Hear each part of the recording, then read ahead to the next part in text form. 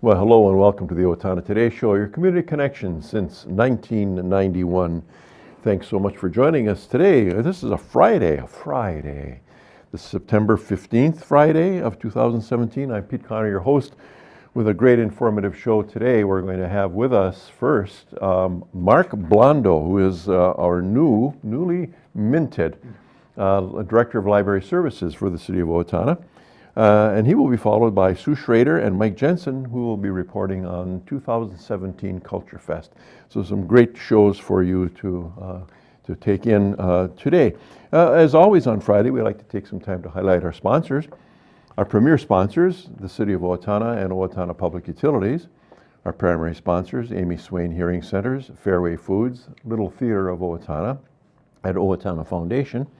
And our interlude sponsors, Bremer Bank, Brenda Bednar Mortgage Office, Cedar Valley Services, Carlson Branstad and Company CPAs, ERA Gillespie Real Estate, Fairview Animal Medical Center, Horizon Air Care, Owatonna Area Business Development Center, the Steele County Historical Society, Steele County Transitional Housing, the Third Hand Video Productions, Tri-M Graphics, and TPS Insurance.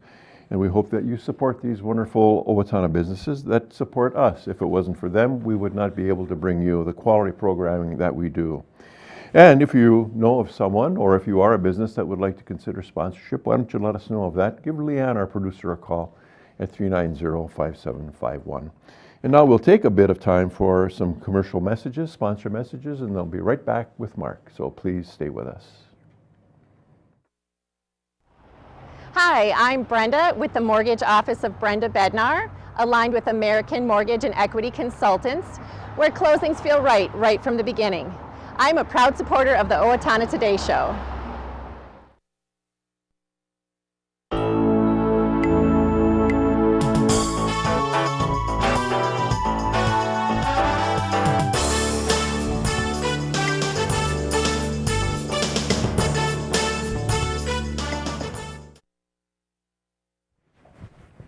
Well, welcome back to the Owatonna Today Show, and welcome, a special welcome to Mark Blando.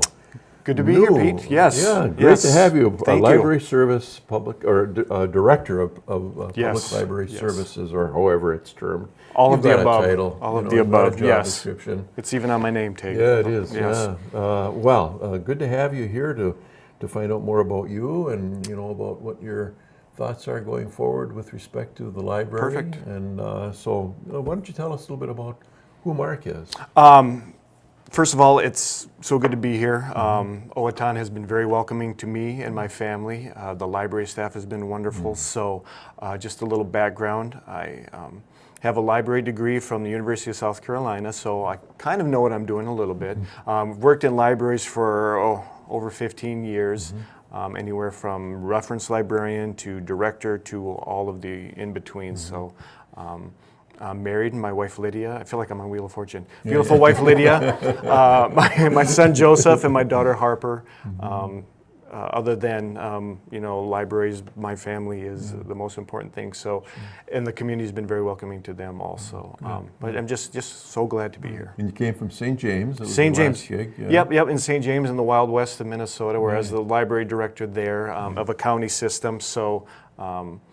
Was there for just under a year, but as we were talking earlier, this was just too good of an opportunity to pass up. Right. So I took the chance, and everything worked out. Yeah, good. Well, it's as always. There's promise that comes with newness, isn't there? Yes, absolutely. And we're going to talk hopefully a little bit about what your thoughts are, your philosophies with respect to library service. The extension of services to the community, and what's important, maybe what's not, and so forth. So philosophically, and also we found out that Mark was an elementary school teacher, so he's got that educational background.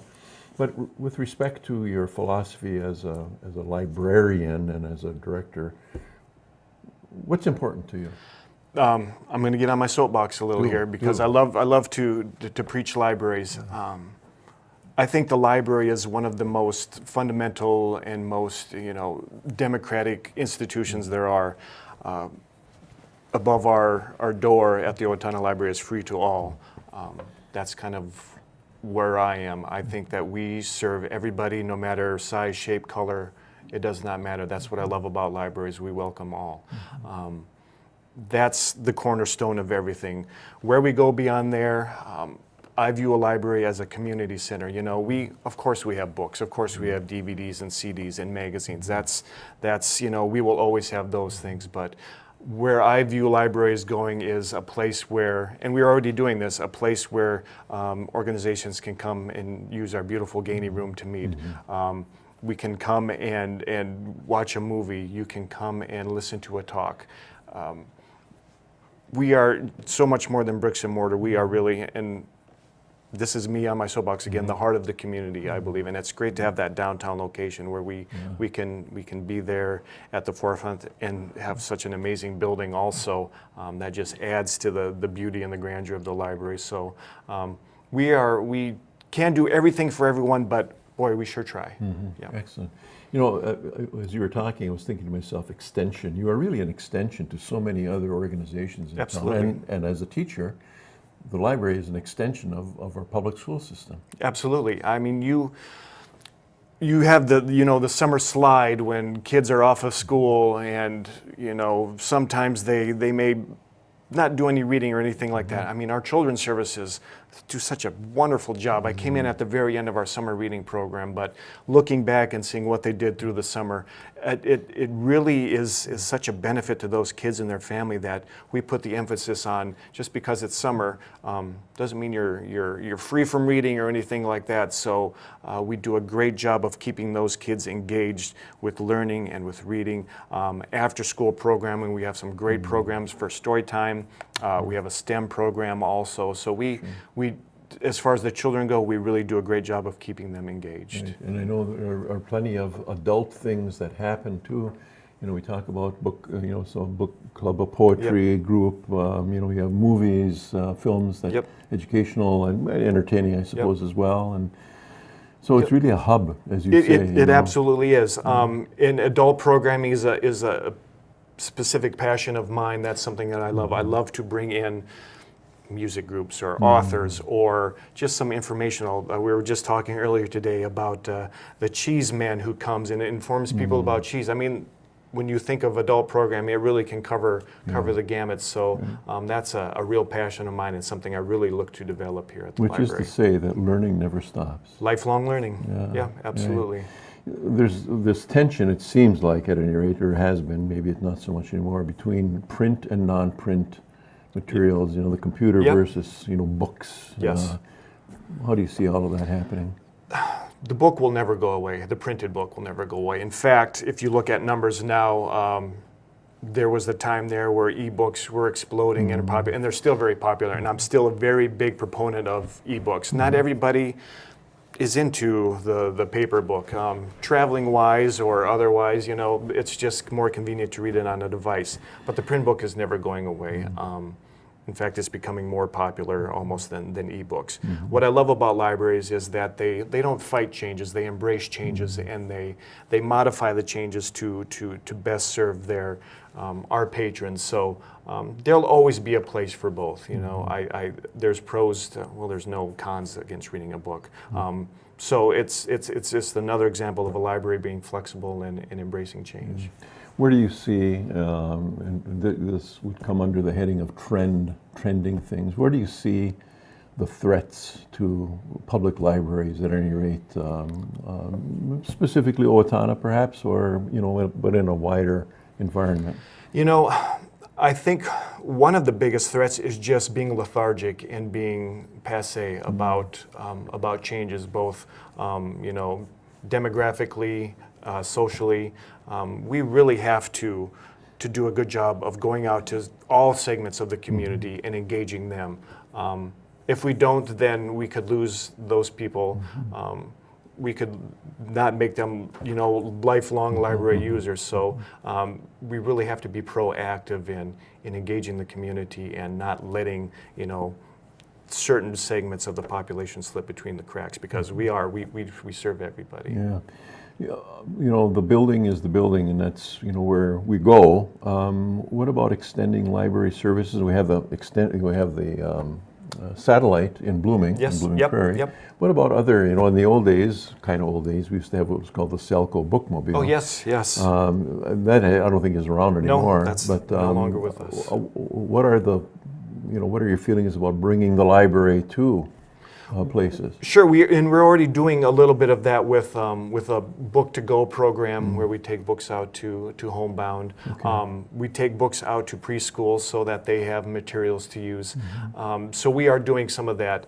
I also envision a time when we take our programmings out to the communities. So, I mean, it's great to give people into the library, but sometimes it would be fun to, have a library program about something at the Eagles or the library or at the Arts Center or anything like that. So we already do a good job of being out in the community, and I think there's other avenues we can pursue to do that. Some people are interested in publishing, self-publishing. Yes. You talk about print books. What potential does the library have to assist them in knowing more as to how to do that? Funny you should say that. We have an author coming in, boy, the date's going to escape me, I believe October 14th, coming in. He's a self-published indie author. It's Indie Author Day that day. He will be coming in and talking about just those very things. Beyond that, we have a great reference staff, which is, they're great at answering questions or finding those hard to find information, like, how do I self-publish this book? Come to the library and ask. We'll let you know. Yeah. And reference, I know one time I needed to have something for a special occasion, and I'll tell you what, it was a phone call, and within 5 minutes I had an answer, because I think it was Mary, at the time, Mary Gontarek, was retired. Yeah. She found it and right away, so that if people would know that in the event of having something special, a need for information, boy, that's the go-to place. Yep, exactly. And this is me being an old reference librarian. I have a fondness for what they do, and I'm not just buttering up because I'm brand new and I want to butter up to the staff. But we have a great reference staff. We really do. It's references changed so much over the years. It used to be we had to go out into stacks and stacks of books, but now we can Google it. But they're a great bunch there. So if you have any questions, get a hold of our reference staff at the library. So for at least the time you're going to get yourself settled in, there's always that learning period for always, and you'll bring some of the ideas that you have to your staff, and we'll likely be seeing some of those things going forward. I know where you are. Yeah. I'll come find you. Yes, we do. Find you. We know. Yeah, and we know where you are. Yes, you do. Yes, you do. Well, good. Well, it's wonderful to have you here. Wonderful to meet you. We wish you, with a big W, welcome to Owatonna. Thank you so much. I hope that you guys all get settled in quickly, and the kids are going to be all right, and that So we'll far, just so look good. forward to seeing you downtown and elsewhere. Perfect. Thank you so much, Pete. And thanks for being here. And thank you for being here with us today. We're going to take some time for some messages from our sponsors, and then we'll be right back with Sue and Mike. So please, don't go away. Hi, Eric here from Owatonna Senior Place. Participate in one of the many active fitness classes we have, or hop on the bus for one of our great day trips. We have a variety of programs and activities happening throughout the week. Our goal at Senior Place is to create positive moments for you at a reasonable and affordable price. Don't forget the Senior Place Partnership Program, with over 40 businesses giving discounts and incentives to you for being a Senior Place member. Contact us for more details. Live full, live well, live long. I'm Dan Branstead of Carlson Branstead & Company, Certified Public Accountants. We support the Owatonna Today Show. Greetings from the Steele County Historical Society. We invite you to visit us and enjoy your county's history at the History Center and the Village of Yesteryear. Check out our website for current exhibits and our monthly programs.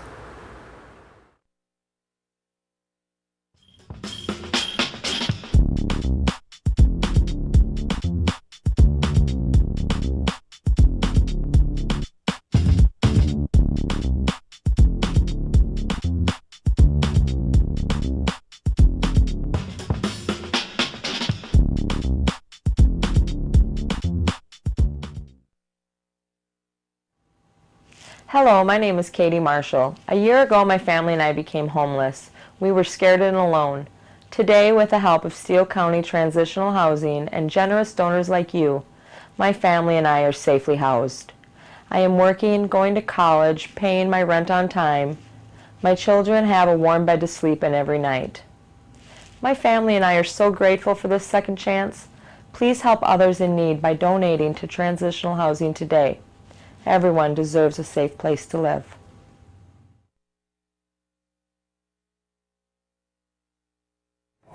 Welcome back to the Owatonna Today Show, your community connection, and a hearty welcome to Sue Schroeder and Mike Jensen on morning. behalf of CulturFest 2017. Wow, this comes around fast. The numbers get bigger. This started when? What year? 1999. So this is number 19. Number 19. 19th year. That's something. That's sustainability, I think, or systemic, if you like, right? I mean, it's really become a part of the fabric of the fall season here in Owatonna. Yeah. We're very glad to see that people continue to support and come out and enjoy the grand day with us. Yeah, it is. It is. Well, it's been interesting, you know, as you say, over the years, watching it be embraced by the community, and people get excited, look forward to it. You know, it's interesting too, as you know, I do the marketing publicity for the event, to all of a sudden see it popping up in different places where I didn't put it. I mean, I didn't intentionally put it there, but because people know it's just an anchor of the fall, it's the fourth Saturday of September, they know to plug that in, and so it's been fun to see that happen. Sure. Well, you know, this is, you know, it's something that, and maybe I'll put, Leanne, can we drop this up? And I'll keep talking. The multicultural event, you know, which speaks to the community, which speaks to the who we are, you know, as an organization, because we never were anything other than multicultural. I don't think, right? It's just a different way, a different version of it. Yeah, and therefore it's kind of like, you know, who can be against being multicultural? I mean.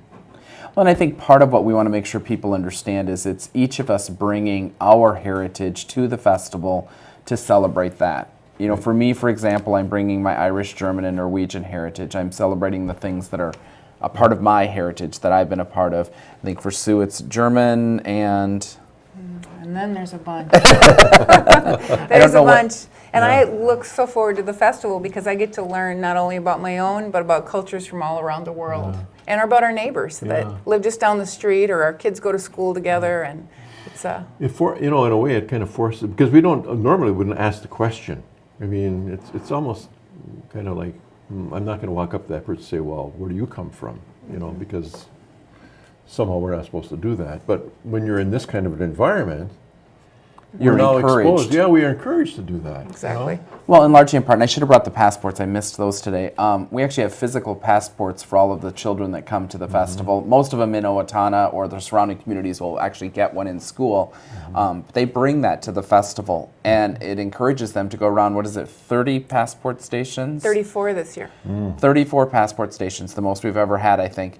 And the kids get to go station by station, learning about cultures, learning about countries, doing an activity, and then getting their passports stamped. Yeah. So that's really been a fun component of the festival. Sure, sure. And you know, we're doing this now for 19 years. And if someone, well, it couldn't be a child, obviously, but I mean, if someone could have started 19 years ago doing that passport thing, if it were there, I mean, just think of the cumulative knowledge that comes as a result of it. Exactly. But the real, doesn't it seem like the real impact is that we transfer that to daily life, we transfer that to what happens after Saturday?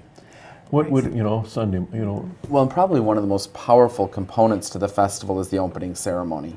When you witness the 50-plus flags processing from the theater over to festival grounds and up onto festival grounds, and then they gather up on the stage on risers, and all of those countries, we can tie folks or nationality or heritage back to people that are here in this community, and to realize that makes up our community. Yeah. That's who we are. It's such a powerful statement.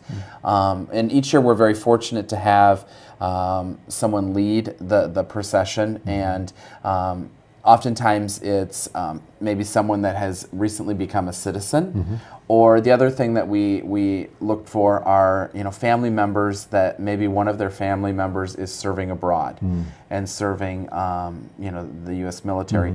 And so this year we're incredibly fortunate to have Kelly Boomgarden and her family will be there, and they're carrying the flag in honor of her son. I think it's Brandon is his name. He served in Afghanistan, but his next deployment, we just found out, will be Korea. And so, what a powerful thing for that family to have an opportunity to represent their son carrying the American flag, being a part of that. Yeah, exactly.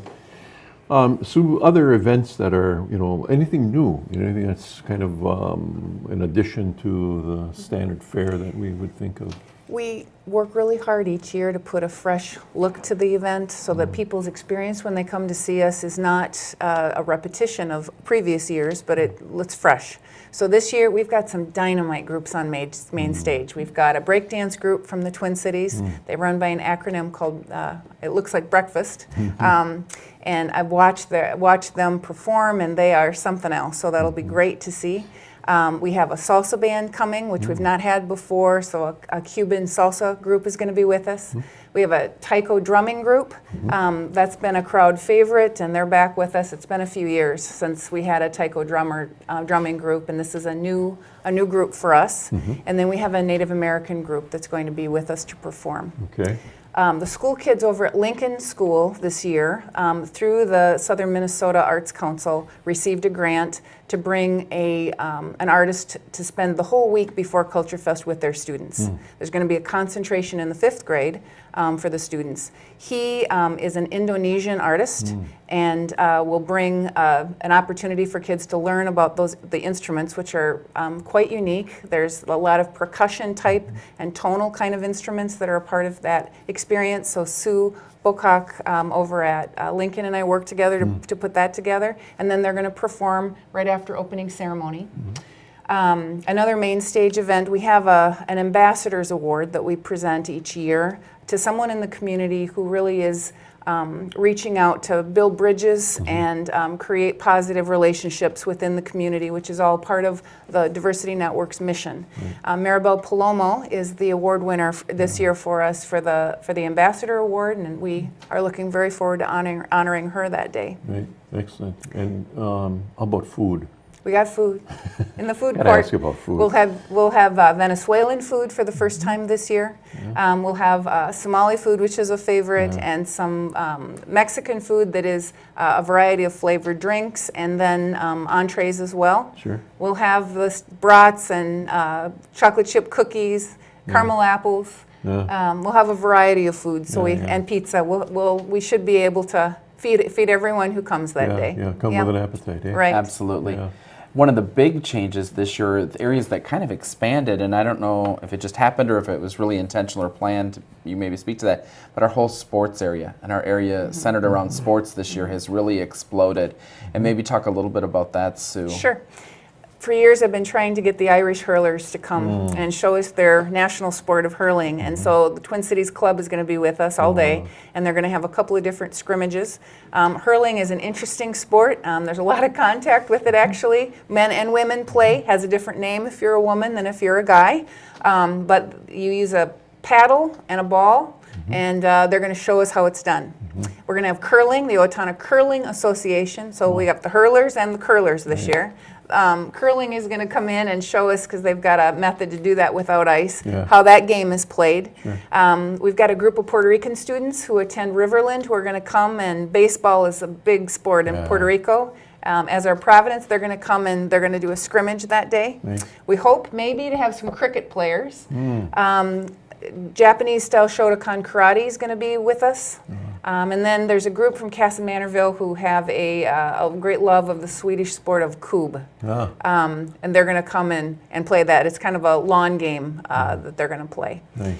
In addition to the sporting area, we've got lots in terms of demonstrators coming. We've got people showing us how wool is spun from alpacas, and we've got someone who's going to show us and help us appreciate chickens. This year we're featuring a Polish one, but they're going to bring some chickens and kind of show us the farm to home kind of connection. Sure. An artist that spin pottery, artists that weave, artists that do a variety of things. Kids will be able to watch how those things are done, connect them to the countries in which they originated, and then they'll get a stamp in that passport. Nice, yeah. And the Amazing Race. And the Amazing Culture Race. I think we're still looking for a few teams with that, teams of 2. And anybody that's seen the hit CBS show, The Amazing Race, it's very much so modeled after that. And so this will be our 3rd year of having this event. Thanks to Judy Plemmel and the friends at State Farm have really stepped up to make that possible. Wonderful. Well, listen, enough going on that day for anyone. All ages. To be able to take part in something, and that's going to be wonderful. Pete, we're really grateful for our sponsors. We've been well supported, and that's kind of what's drawn us forward. Excellent. Especially the Southeastern Minnesota Arts Council. Excellent. And good. And the posters are up, so everybody will be able to see about that and refresh on that. Thanks for being here. Thank Share you. all of that with us and our viewers, and we'll look forward to seeing you on that Saturday. And thank you for being with us today. We're going to take a bit of time for commercial messages, and then we'll be back for a wrap-up, so please stay with us. Amy Swain Hearing Centers is a proud sponsor of the Owatonna Today Show. I'm Dr. Amy Swain, and I want everyone to hear better. Hi, this is Barry Gillespie, president of ERA Gillespie Real Estate, where our pledge is to save you money, save you time, and simplify your life. And we're proud supporters of the Owatonna Today Show.